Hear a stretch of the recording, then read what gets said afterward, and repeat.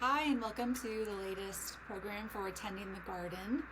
We're really excited. This program has been about a year in the making. Dr. Carrie Leslie and I have been in conversation for a while about this and what would be the best way to present it, and finally making it happen.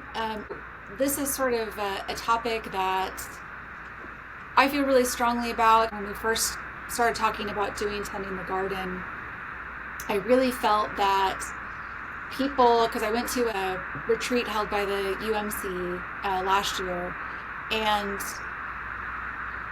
I felt that when I went to this session on environmental justice, that people who weren't necessarily consider themselves environmentalists or particularly interested in sustainability, really to any degree, would be interested in this piece. Like, this would be the hook to get people really interested, because all the people, that are members of OFN or follow OFN are very into social justice, anti-racism. This is a very something they're very engaged in, and I don't think a lot of people kind of understand or realize this environmental piece to that. And so I think that this is going to be a really helpful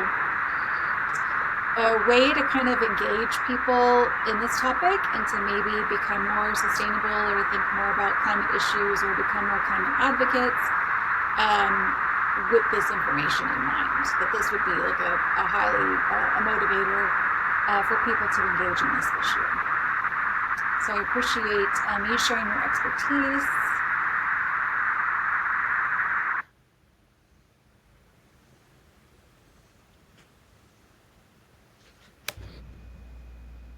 So thank you, Dr. Carrie Leslie, for joining us tonight and sharing your expertise. Dr. Carrie Leslie is from the University of Oklahoma, focusing on environmental sociology and environmental justice. And in particular, your research focuses on climate justice, right? And environmental health equity. And I love your research area and your partnership with the JFK Neighborhood Association in Northeast Oklahoma City. I think you're going to talk a little bit more about that, right? Yeah, that'll be a big focus. Yeah, so when we had kind of talked about, well, how do we address this issue? We kind of thought, well, maybe we could do like a more broad view about what this looks like globally, and then kind of shrink down to what does this look like in our own state, in our own backyard. So Dr. Leslie will kind of go through a little bit more basics, and then kind of shrink that down to make it more local about what's going on in our own city, in our own state. So go ahead, Dr. Leslie. I'm so excited for this. Yeah, Kat, thank you so much for having me, and thank you to everyone who's joining. And this will be an overview of environmental and climate justice and what that is specifically. So first we'll go over that. But again, I'm Dr. Leslie, and I'm at the University of Oklahoma in the Department of Geography and Environmental Sustainability, and I do focus on everything Kat mentioned, including community engaged research and Native Nation partnerships, but in particular environmental justice and environmental health equity. And I work closely with Ms. Davis, Denyvetta Davis. She's the president of the JFK Neighborhood Association. She's also the board secretary for the Oklahoma City Renaissance, Northeast Oklahoma City Renaissance, as well as the president of the Northeast Oklahoma City Neighborhood Coalition. And this is her winning the award from the Oklahoma City, or Leadership Oklahoma City's Distinguished Leadership Award. And this is for her relentless advocacy and work with Northeast Oklahoma City and community engagement in particular, and what she's done for her community. And she has a particular focus on environmental health and how to improve the health of her neighborhood and her community related to environmental issues such as air pollution, noise pollution, and I'll describe those further in just a moment. But first, what is environmental justice in particular? And the EPA, or the Environmental Protection Agency, has this definition. And the most important part is that it's the fair treatment and meaningful involvement of all people. So regardless of race, color, national origin, or income. And this is respect to environmental policies and laws. So everyone gets the same protection from environmental hazards, There's no excess burden for one community over the other. So this is from the EPA. The other important part is that everyone has the same degree of protection from health hazards or environmental hazards, as well as an equal voice at the table. So in the decision-making process, every person in every community in the United States, and this can be extended globally as a human rights issue, everyone has autonomy over where they live, and they have decision-making as far as what will be in their community or neighborhood. So everyone has a right to a healthy environment and has a right to say that they don't want hazardous industries or extractive industries on their land or in their community. And then climate justice is similar, and often it's considered a branch of environmental justice, but its focuses on the unequal impacts from climate risks and burdens and exposure to those. So many BIPOC, Black, Indigenous, and people of color, also impoverished and marginalized communities who have produced the least amount of emissions, are often the most severely impacted from climate changes and natural disasters. And they often, again, are the least responsible. And then energy justice is a similar term that the Department of Energy put forth, and it's acknowledging that communities of color and low-income communities have borne the brunt of pollution to their air, water, and soil for far too long, and it's often related to extractive industries, related to energy production, and so it's to undo these harms. And so in the previous administration, there was an attempt to alleviate these burdens and use clean energy as a way to invest in communities that have been underserved, but also to give them relief from this disproportionate exposure to pollution. And so this was part of it, the Justice 40 initiative, which was an effort to bring 40% of the investments in clean energy and all of these listed. So clean transit, affordable and sustainable housing, training and workforce development, development of clean water infrastructure, all of these investments, 40% of the benefits were to flow to underserved and disadvantaged communities. And there was a mapping tool developed for this to identify those communities. It was CJUST, the Climate and Economic Justice Screen Tool, which I have a slide about towards the end. But specifically, environmental justice is about environmental equality, and it involves environmental equity. So everyone is going to need different intervention to get to that environmental equality where their environmental health is the same as everyone else. No one has disproportionate pollution burdens that they're exposed to. It's also a social movement that is grassroots, and it's led primarily by marginalized communities. And so again, environmental justice is ensuring access to a clean and safe environment for all people, regardless of race, class, gender, or ability, or any social identification. And EcoRise is an educational tool, or they have lots of educational material, and I'll share some of those at the end as well. But they, for K through 12, provide education on environmental sustainability and justice. And so environmental injustice, unfortunately, is what many communities live with, and that is the disproportionate exposure for BIPOC or lower income communities to pollution and its effects on their health and their environment. And so this is the unequal aspect of environmental protection. They are not being protected in the same way that other communities are. Primarily white communities and upper income communities usually have the most protection based on structural inequalities. This is what environmental injustice looks like. This is similar to what the JFK neighborhood lives with, just due to the proximity of that heavy industry. Fortunately, the smokestacks are not as large, but there is still a Haskell Lemon that is right across from the neighborhood, which I'll show you. This is in Louisiana. It's Cancer Alley. It's on the Mississippi River, close to the Gulf. And so it's an 85-mile long stretch of petrochemical plants, and it's one of the heaviest concentrations of oil refineries in the U.S. And so people living there are more than 50 times as likely to get cancer than the average American. And this is actually in Oklahoma. This is near Ponca City, if anyone's been there. It is the Phillips 66 refinery, And so similar air pollution concerns, and there's a lot of cancer cases in that area, unfortunately. So there's a lot of news coverage over the Ponca City Phillips 66 refinery, and there's been a lot of community protests because of the concern related to the emissions, to the hazardous air contaminants that are coming out of those smokestacks. So this is using the EJ Screen tool, which is the EPA's tool. And what you can see here is that this part of Ponca City, and it's not a large urban area, it's a small to medium city, and it's in the 95th to 100th percentile for exposure to toxic releases to air, so toxic air contaminants. So that is extremely high for a town that size. So this is a screening tool that you can use to just do an initial screening for areas all over the U.S. It is now housed at Harvard University, but I'll give you the link toward the end of this, and it has a lot of great information. But in California, in Rodeo, they did successfully change the Phillips 66 refinery to move towards renewable fuels and the production of those. So that was a major victory in partnership with Earth Justice, which is a legal organization that gives communities legal representation who are fighting against this disproportionate exposure. So this was a victory, so to speak. So maybe this could be in the future for Ponca City. And this is Casey Kampornik. She is councilwoman of the Ponca Nation. She fights against the Phillips 66 refinery, in particular related to the hazardous air pollution that it produces.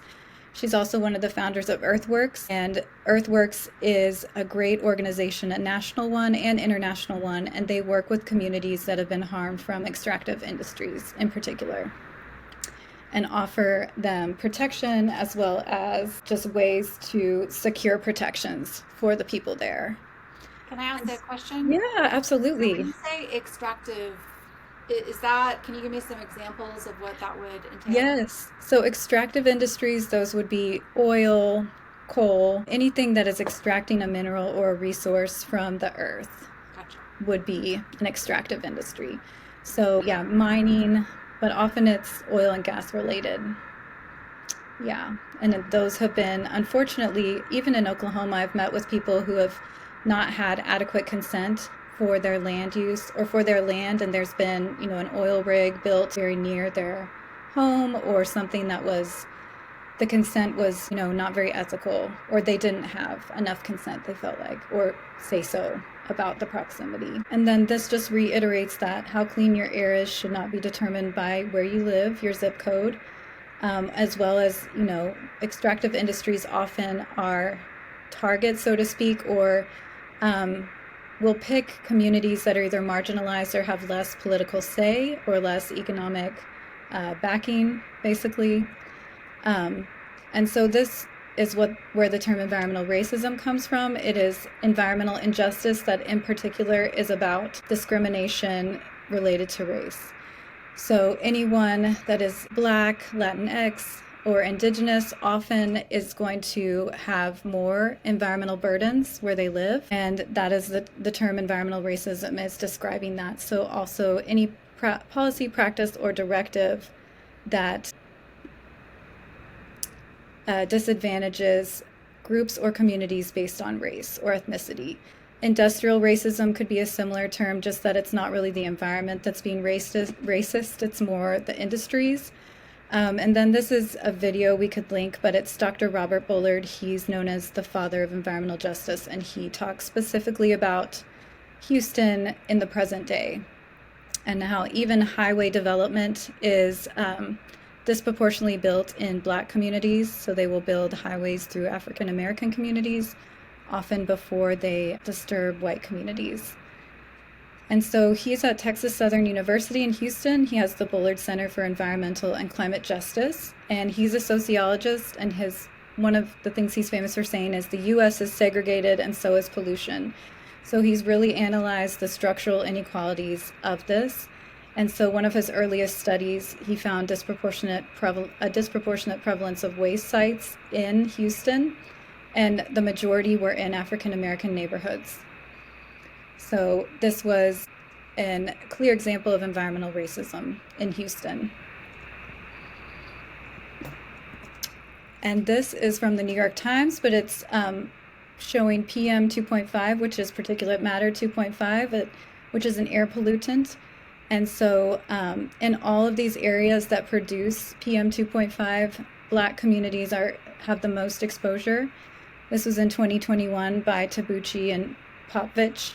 And so this is just showing again that African Americans have the most exposure to air pollution.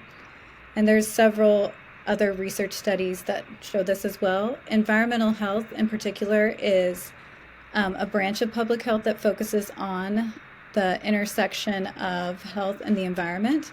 And so it's mainly about how to prevent that disproportionate harm and injury for people who live in communities that are disproportionately affected. And so identifying and evaluating where those hazards are and looking for limiting those exposures to promote and protect human health. So this is another important term as well. There's extensive research on negative health impacts and environmental inequalities, as well as environmental health and disproportionate air pollution exposure, and then as well as red line neighborhoods and toxic exposure disparities to, again, air pollution primarily.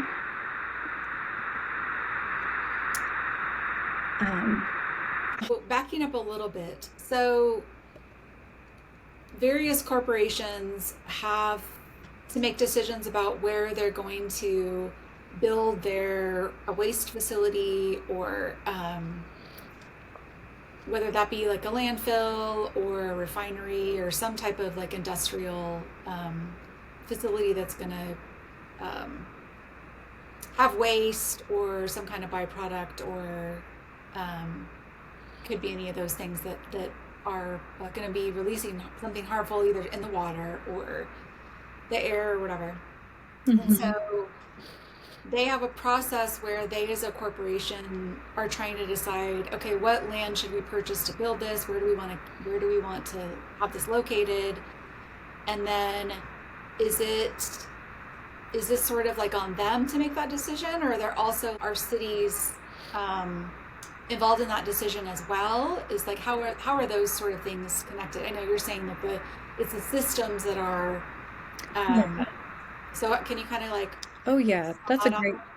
that's a great question. Well, at the city level, so for example in Oklahoma City, we have the planning department, and so they work with a set of zoning criteria, and so and most cities are like this. I did read Houston does not have traditional zoning, so to speak, so they have a little bit more kind of, I guess, leeway, which could offer less protections to communities. But most cities have hazardous industries zoned for a certain area, and then outside of city limits, it's going to be different. And I think there is more harm because of that kind of lack of oversight as well. And that's where you would, there'd be private land that's sold, or I guess public land, and then often it's just that the communities nearby are not, asked about the construction of a facility. There's a slide I'll get to for West Wind Refinery near Lawton, Oklahoma, and it's the Apache Comanche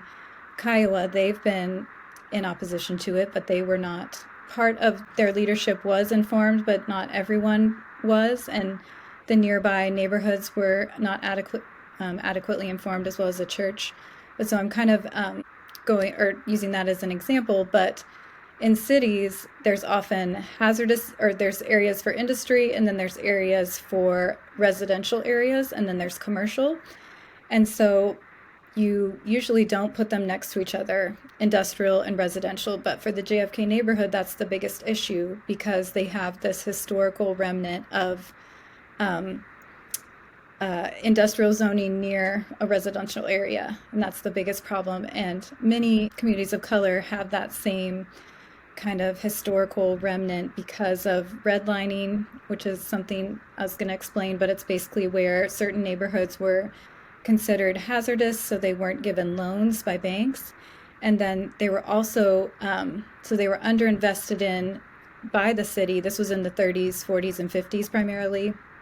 And so they became they didn't get the same investment as other neighborhoods, so they would have less trees, and they would also be the areas that were industrial. Usually from kind of the city's beginning, African Americans were segregated into the industrial areas as well. So they were forced to live in the industrial parts of cities, and then and that's also what happened with the JFK neighborhood in Oklahoma City. They were segregated south of Northeast 8th and required to live in the already industrial part of the city, and white families had already left that area. And so that's where they were literally segregated to, and then it's remained the industrial part of the city, been zoned that way formally in the 50s. So that's one example of kind of how industrial areas and urban areas are set up historically and then continue to be there. I've been focusing on in my research, and I've been learning more about it as well, because I wasn't aware often that communities were segregated to those areas initially, but it creates a compounding effect where industries will continue to move there, and others will join unless you can prevent them from doing that, which some communities have started to resist or protest or say we don't want more industries here.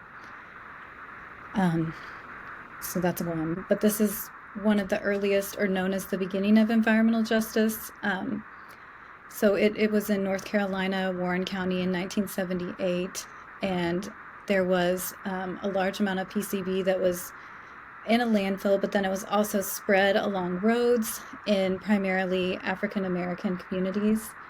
So you can see, of course, polychlorinated biphenyls is the full name of PCB, but it's very toxic. And so, rightly so, people did not want that on their land or near their homes. But this is a sign that was recently put up just describing, the PCB protests, or Warren County protests they're often known as. And this was a little bit after the civil rights movement, but still related, just that African Americans primarily were getting discriminated against in this way. And so they did move, it was dumped along North Carolina roads and was moved to a landfill just 2 miles away.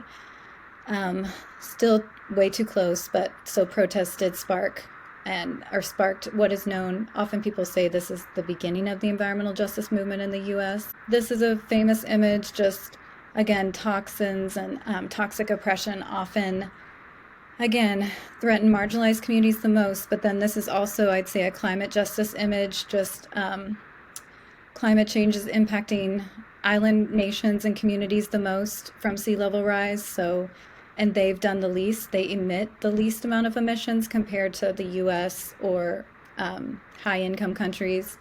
Developed countries, quote unquote, have much higher emission rates. And so, but it's the island nations that are literally being, sea levels are rising. Some are disappearing already. So this depicts that as well. And then just connecting climate and environmental justice. Air pollution, often the industries that are emitting the most emissions are causing health problems, but they're also impacting the climate. So it's like a double-edged sword, or it's both, and as well as a justice issue, because it's impacting, again, usually the most vulnerable communities. So it's really all three of these problems that air pollution is related to. And then just some international examples. Ecuador in the Amazon has had rampant pollution from extractive industries, mainly oil. So Chevron, British Petroleum, and Shell have been some of the primary companies that extract oil. And if you can see these images, the main problem is how it's done. So there's a lot of open oil pits that are unsafe, contaminate water, people's waterways, where people fish. And so this is Namonte Ninkimo, and she's the president of the Waorani Nation. She's been raising a lot of awareness. She won the Goldman Prize. She's also started the Siebo Alliance, which is an alliance of indigenous nations. And so she won a court case that protected, I believe, 500,000 acres of her land from these extractive industries. So she is a heroine, a role model for the indigenous community there. This is in Nigeria, but a very similar, just rampant oil extraction in the Niger Delta. And you can see that a lot of it is that when the oil spills, it's not cleaned up properly. There's older infrastructure that'll break and leak, and the people are just left with this contamination. That's, again, disproportionately harming lower income community or, vulnerable and impoverished communities. And then this is an example from the US, also an indigenous resistance, but the water protectors, Standing Rock. I don't know if you are familiar with this, Kat, but it was in 2016 on the Lakota ancestral land. And it was Energy Transfer's Dakota Access Pipeline. They were going to make a huge pipeline that was going to go under Lake Oahe, and it was originally going to go by Bismarck in the north. They rerouted it through the Lakota territory, and so that's extremely problematic. And the Lakota Nation started this protest and resistance, and LaDonna Brave, Bull Allard was one of the main resistors and the founders of the resistance camp there. And so she was also a Lakota historian and matriarch of the water protector movement. And she did pass away recently, but she is also a heroine. This is some of the police brutality that was there. So this is just, again, from your other question, how much industry is protected or extractive industries. These protesters were all peaceful, but they were sprayed with freezing high-pressure hoses. They were shot with rubber bullets. They were tear gassed. If you look at the top image, just the amount of military presence and police presence for, again, peaceful protesters. So this is a lot of what environmental justice movements encounter, unfortunately. Oh, and then this is, again, but this is their resilience, and they were known as water, or still are considered to be water protectors, because one of their main purposes was to protect the water in the Mississippi River and in that lake, that nearby lake. The pipeline does go under the Mississippi River, so it could threaten the drinking water of, hundreds of thousands of people along the Mississippi River. And then this is a current issue with Energy Transfers. They were going to sue, or they did sue Greenpeace for $300 million, and they were the company that was building the pipeline, the Dakota Access Pipeline. And they were successful, so Greenpeace was helping the protesters, and they unfortunately had to pay this fine. So that's just some of the challenges that environmental justice movements face, unfortunately. This is in Oklahoma, a current resistance as well, Westwind, and it's a refinery that's cobalt and nickel near Lawton. But again, the Comanche, Apache, and Caddo nations are opposed to it. Wichita and Delaware as well. And then Flint is a really well-known case of water pollution in an primarily African-American community. And this started in 2014, and just this year, they replaced all of the lead pipes, so it took over about 10 years. But they switched the water source, and the new source was more corrosive, so it broke down the pipes, and lead started coming and leaching into Flint's water. So a lot of children have lead poisonings, or they'll never be able to undo that. And this, again, is just that, I would say neglect, institutional neglect of communities based on race, income. And so now, can move into the JFK, but this is the Oklahoma City community that I work with, and they've had similar environmental issues that they've been organizing against since the 80s, or even before. And I'll show you some of the nearby industries. But this is, to give it some historical context, this is a map of redlined areas from the Metropolitan Library Systems Archive in OKC, and this is the JFK neighborhood, so it was a redlined neighborhood. And again, those were communities that were deemed as hazardous, so banks would not give out loans as readily. The homeowners loan corporation, or HOLC, managed that. But so what has happened is this racial redlining has caused, again, disproportionate disinvestment for, and then this darker green is the yellow area, so that's the north part of Northeast OKC. But then this is the JFK, is where that Page Woodson Apartments is. It's the rectangle around it, and the industries are to the south. So you have several that, again, are across the street from homes. So these red areas are the industries. Haskell Lemon is this one, which is an asphalt production facility, and then the homes are right here. So it's very, very close. This one has really large explosions, and then the Citgo Petroleum lubricants manufacturing facility is right across the street from the Frederick Douglass High School in the north. So then I'm going to show you this is a picture from a neighbor in the JFK neighborhood. So this is the Haskell Lemon. It has huge yellow tanks, and then the smokestacks emit air pollution. It doesn't always blow through the neighborhood but when the wind is coming from the south, it'll blow directly through the neighborhood, and they will call the Department of Environmental Quality and report it. But the only thing we've been able to accomplish, which is a victory, is they are keeping a close watch over the facility, making sure they comply with the federal air quality requirements, or the NAAQS, the National Ambient Air Quality Standards. So that if this facility is in compliance with those, it can be relatively safe. But again, the problem is that the proximity to a residential area is still concerning. That I don't think anyone would want to live with that across the street from their house. And yeah, the JFK neighborhood definitely does not. So we're trying to just continue to work on solutions. Hopefully relocation could be a long-term solution, or, as soon as possible, I would say. But this is a view of the Frederick Douglass High School, and then the Citgo lubricants manufacturing facility is just to the left of this image. But then throughout the neighborhood, there is a lot of oil infrastructure. Some of it's older, some of it is still functioning. So that's another thing that often white neighborhoods don't have to live with.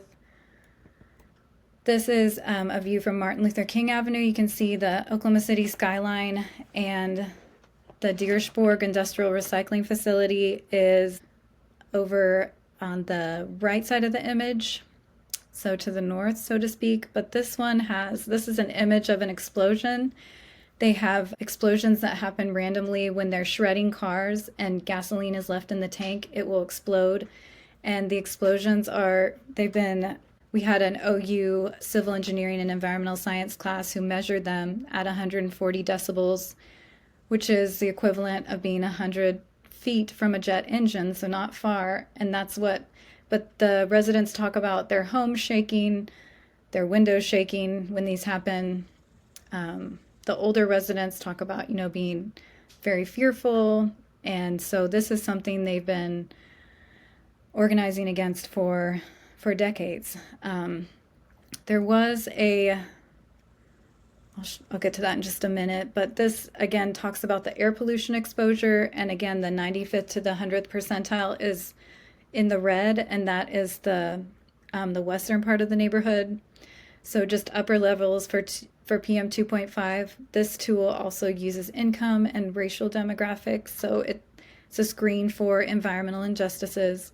But this is a plan that they were going to expand, so that facility that has the explosions with the cars is right here. And then they were going to expand kind of a mom and pop standard iron and metal to this size here. But if you look at this next image, the neighborhood is here. Washington Park is here, which is about to get a $6 million investment from MAPS 4. And they were wanting to expand this to have similar operations as the one that's shredding cars and having explosions. And it came very close, but the neighborhood did have a victory.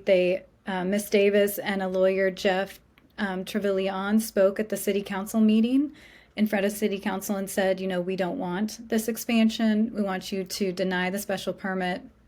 And there was going to be a vote, but before that, the applicant who was wanting to buy this facility withdrew their application. There was an article in the Oklahoman about that, which I can share, but I think it was from the pressure of the community. And I know a lot of OKC knows about the explosions. Have you heard of the explosions before? Or, yeah, some people, I mean, I hadn't either. And I've lived in Oklahoma a long time, but I think not everyone knows about them. But I think the more development that's happening in this area will also be a benefit. The Okana, the new resort, is just to the south of this, across the river. So the river is just a little bit south of this map. But hopefully that increase of development might put pressure to deindustrialize the area. But this is a current article about the JFK that was just came out last month. And it's an opinion piece, but it's talking about the current issue, just that Oklahoma is perpetuating this, racial apartheid, just with this disproportionate exposure to these heavy industries for the neighborhood. It's really well done. And these are some of the residents of the JFK neighborhood that we did a focus group interview with one of the classes I teach at OU.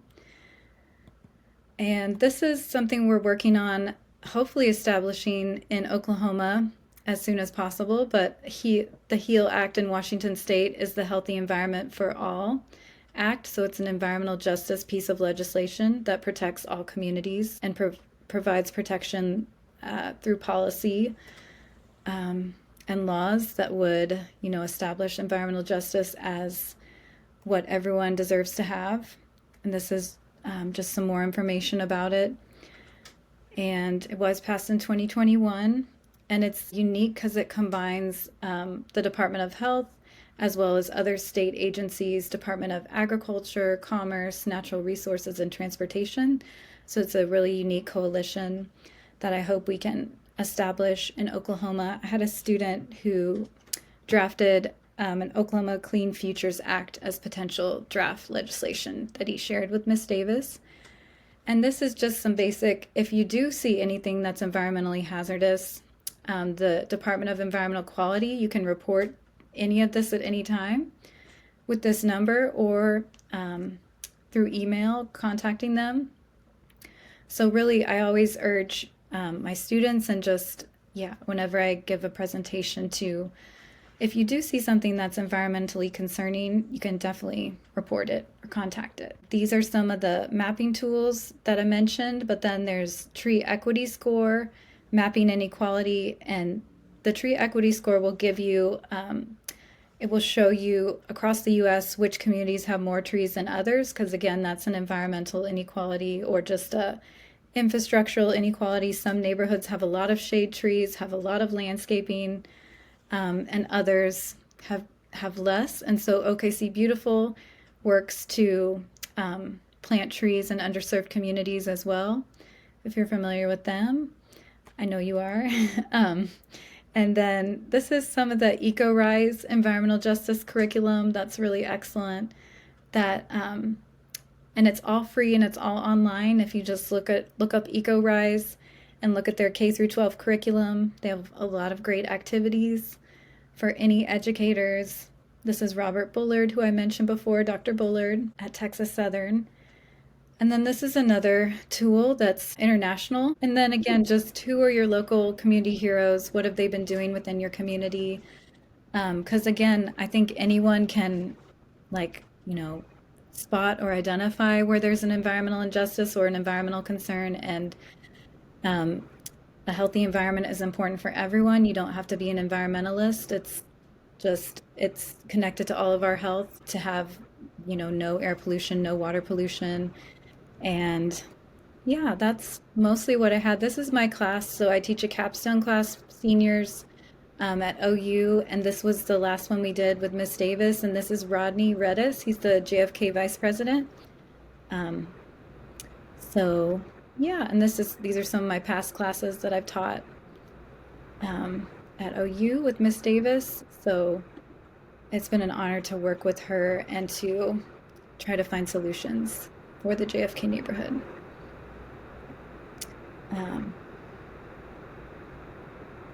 These are students who are specifically, is there a degree in something that's related to environmental justice, or is this just sort of like a a class of Yes. making that's part of their overall focus?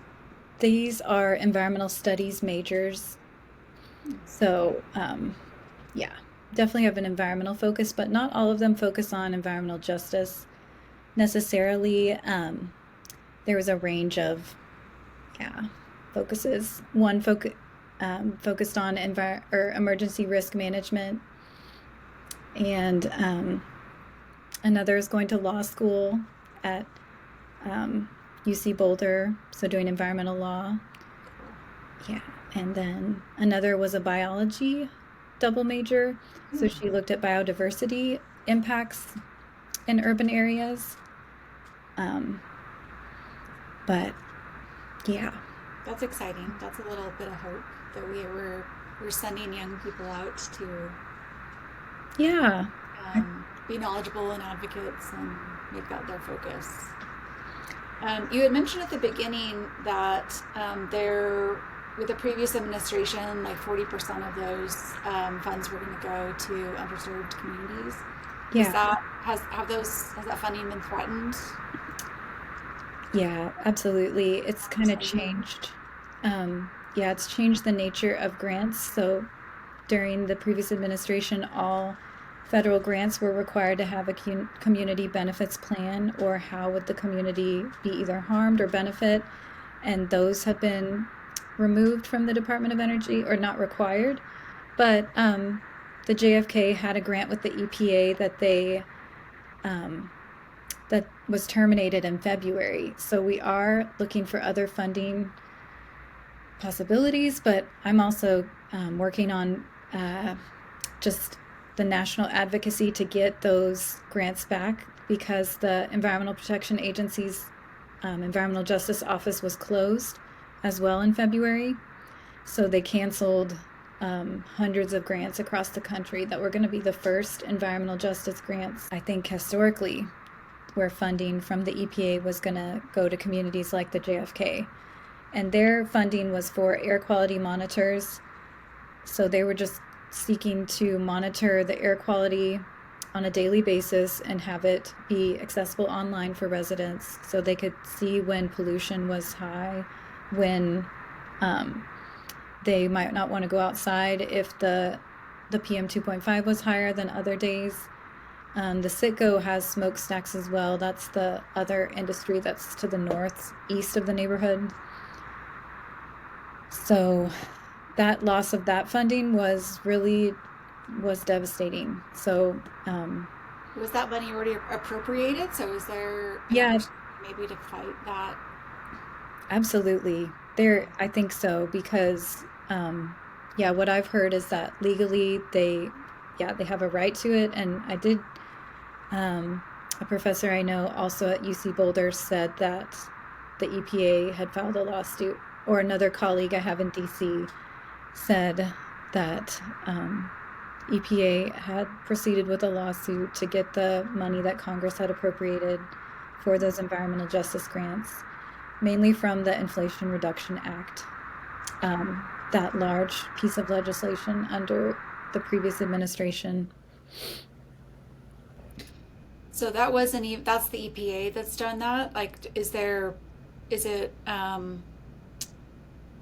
worth supporting, a place like Earth Justice, or that's kind of Yes, pushing through some of that or handling some of those legal cases? yes, I think Earth Justice in particular does incredible work, or they've defended lots of communities, and so yeah, possibly connecting with them, or if they're going to maybe take on the case nationally, because it was a series of grants that were environmental justice grants that the EPA did award all across the nation, and the JFK received one of them. Oh, The, wow. Okay. So the, this was already like literally people had applied, had the awards had been, wow. Okay. yeah, so that's a big, I mean, yeah, and so many communities. I know there was the one in Louisiana on Cancer Alley. I know they received a grant as well. Just they were awarded across the nation. They had, yeah, billions of dollars to give to environmental justice communities, or communities that have faced environmental injustices. because again, they were wanting to alleviate that disproportionate exposure to pollution, because when you do that, you improve the health of everyone, and every citizen deserves that, which is the basic human right as well, and the Also or save the civil right. Sorry. money in the long run. I mean, people have different priorities, but some people really prioritize money. So would also save money. Yeah, I mean that's yeah. If you look at it that way, if you improve environmental health and public health, you're going to save on health costs. But then, yeah, you need that investment to improve that environmental health too. But it does pay off in the long run, I would say, immensely. And it is a civil rights issue that everyone deserves that protection, and when they're not getting it, that's violating the Civil Rights Act. So I have connected with an attorney in Lubbock, and they filed a Title VI complaint, which is a legal document or a legal complaint that they sent to various federal agencies saying that Lubbock was not protecting the neighborhoods in the same way. And so this attorney works with the Latinx and the Black neighborhoods in Lubbock, and so they also are near the heavy industries. So it's a pattern in most U.S. cities where communities of color are next to the toxic facilities, the hazardous industries. And so that's the environmental injustice that's still happening, or that we want to end. We want environmental justice for everyone. Are there some states that are better than others at handling this, or is it sort of across the board because you're dealing with industry? Yeah, I do think, we have even a global problem with preferencing industry or giving favoritism and kind of like valuing them over the well-being of people. But I would say Michigan and California, or I know Washington has the HEAL Act, and then Michigan they were introducing a green amendment, which was also extremely, would provide benefits for communities, just protections, because it would, again, require that everyone had a healthy environment, everyone deserved environmental health and environmental justice.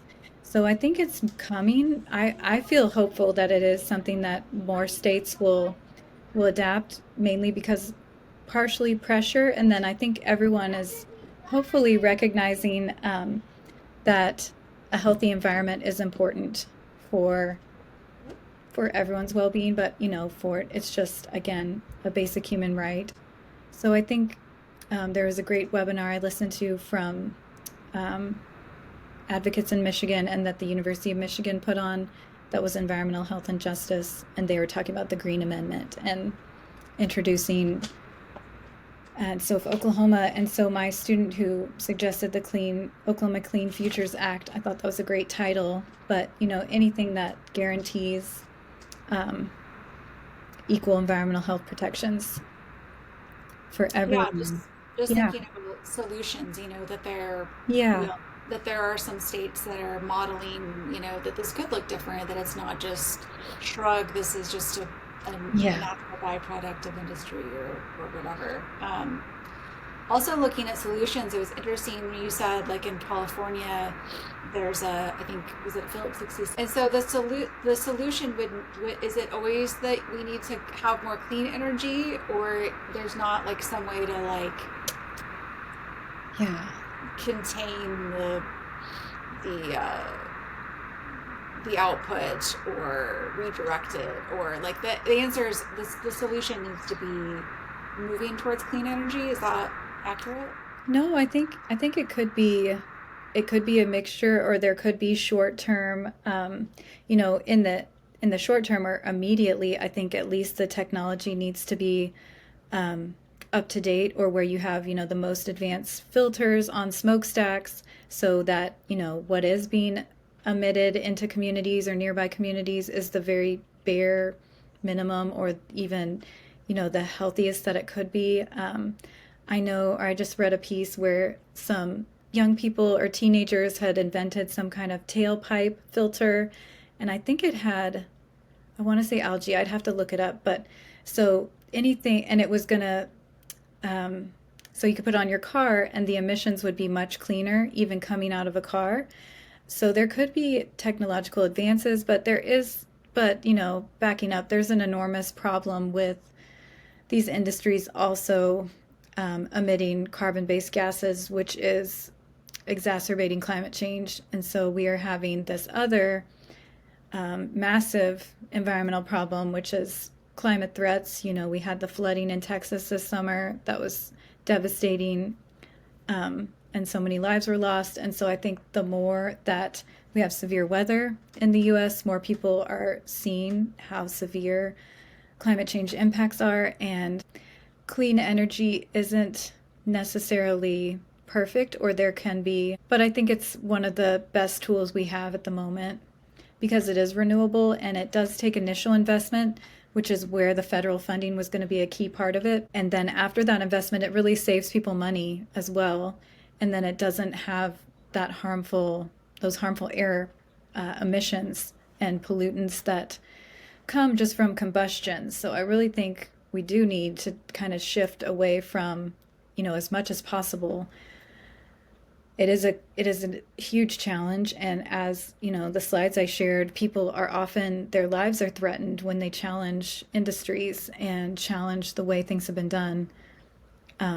But there's just that one slide I shared. There's health impacts. It worsens climate changes and severe weather, and then it's unethical, or it's a justice issue where it's certain people are being harmed disproportionately. So it's the industries that do move to clean energy, I think are at least attempting to minimize the harms in many ways. So, Yeah, I guess that's tied into because I think when I went to that UMC retreat, I was so struck by a graphic they had that was a global image, yeah, and it sort of showed the highest, which you did touch on this, the countries and areas that produce the most emissions tend to be less affected by those consequences of those emissions than other communities. So there were a lot of outlying countries or communities or places like in Africa or South America or whatever that were experiencing the consequences of those higher emissions, even though they're geographically are not really near the areas that are producing those emissions in the first place. yeah, exactly. I mean, that's one of the biggest inequalities, I think, or just, yeah, that disproportionate harm.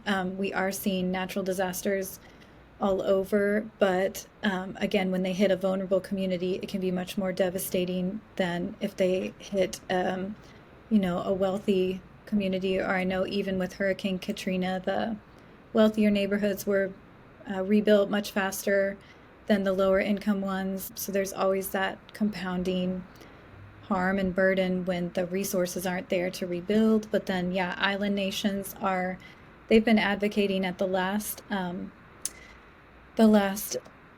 climate conference, COP, the International Climate Conference, which started with the Paris Climate Conference in 2015. But the most recent one, the island nations were saying we need to be compensated for this harm for sea level rise because we are not producing the emissions that you upper income countries are. You consume 10 to 100 times more than we do per person, or just a lot larger amount of consumption, and you have all these industries and facilities that are emitting carbon-based gases, which are increasing climate change as well. And so you need to pay for our harm.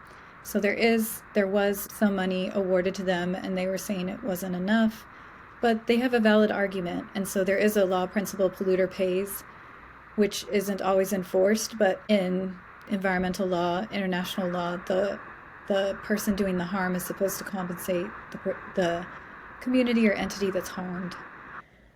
So it is needed, and I hope it does happen soon. or that, yeah, that the communities that have been disproportionately harmed are compensated or repaid. And yeah, it is environmental reparations is a little bit kind of, yeah, in this line that, again, the ones who have done the least to cause the problems are being impacted the most, like exactly like what you said. Yeah, another thing I thought was really interesting is that people or communities that tend to be more affluent have more flexibility around responding to some of these consequences, whether that's areas that will no longer be insured by insurance companies or um, that are having more severe weather or heat or water. I mean, out west, like the water is just a huge issue. Um, a lot of places our water's becoming a major issue, and so who's a like I think it's easy for some people to say, well, we'll just move, or why don't they just move? Who has, what does it require for you to have the ability to pick up and move your whole family? Or what about your elders? What about your community? Can you get another job somewhere else? Do you have the ability to just pick up and move? Do you have the transportation? Do you have the financial resources to be able to just pick up and move to like a whole different state or a whole different area or neighborhood even? And so those questions really hit me as well, that um, that's another source of privilege, is to be able to consider responding, or like in a case like with a natural disaster. I was just thinking about in terms of flooding that's happened in a lot of different communities recently. You would need to have even the ability, so you just lost your home or to the wildfire or whatever. Is there somewhere where you can go? Do you have the ability to go stay in a hotel, or until they rebuild, or if they rebuild? But there's just like so many things that I think many people don't consider, that yes, maybe even if you wanted to argue that we're all going to suffer some consequences to climate change, or some of these things are happening, um, what is our capacity or ability to respond to that, and how do these factors play into that? Yeah, definitely. I mean, and one thing I thought of, I know for the JFK neighborhood, they don't want to move because of the historical ties to that area, because that's always been the historical part of OKC, the historical African American, or the legacy and the roots there, because it's always been the African American part of OKC. And so they want to retain that connection. And I know an interview that I listened to of an older resident that a previous class did before I started teaching this. They were saying that they grew up there, and that their daughter now lives in the JFK area. And then the Deep Deuce part of the neighborhood, which you may be familiar with, which is to the west, it was also where the African American community lived. And that has been fairly gentrified, but still has a lot of legacy and people that are connected to it. And I work with actually Vanessa Morrison. Give her a shout out, or I should have made a slide for her work, but she is with OU, but she has her own design company, Open Design Collective, and she's gotten grant funding.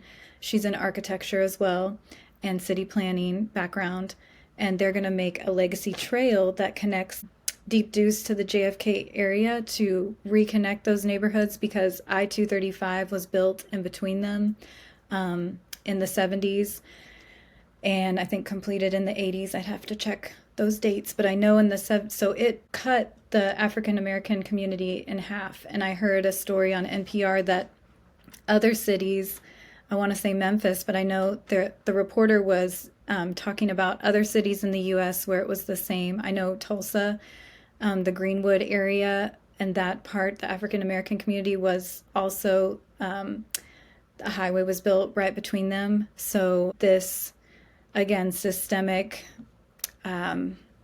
discrimination is what's problematic, and then it breaks up communities. And then another part of what you're saying is people have ancestral ties, so even long thousands of years. So the indigenous communities, the First Nation communities in the Americas, in Ecuador and South America, the Amazon Native nations, they've been there thousands of years. And so they really don't want to, when people say, why don't you just leave? They are defending their land. And so that's a big part of it, is they have a deep connection to the land itself. So it's not as easy to think about like just, yeah, moving. And like you said, that is a great amount of privilege as well, to be like, oh, I'll just move to a new city or a new house. So it is recognizing those inequalities, but also that people want to protect their land that they live on for a lot of historical ancestral ties.